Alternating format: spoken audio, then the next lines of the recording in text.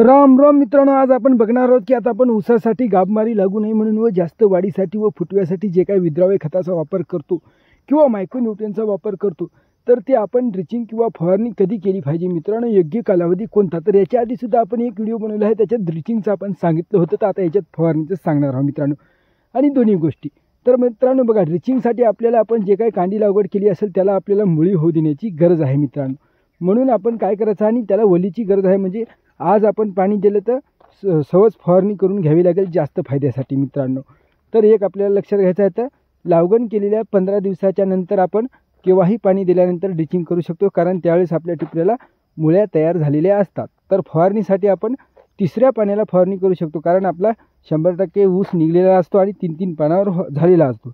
त्यामुळे आपण जे काय फवारणी करतो ते संपूर्ण पानावर पडते आणि त्याचा आपल्याला बेनिफिट जास्त होते. लाईक, सबस्क्राईब, धन्यवाद मित्रांनो. आणि मित्रांनो, ड्रिचिंगचं आणि फवारणीचं प्रमाण कमी जास्त औषधीची संपूर्ण खात्री घेऊनच करा आणि ऊसाला जास्तीत जास्त ड्रिचिंगचाच फायदा होतो फवारणीपेक्षा.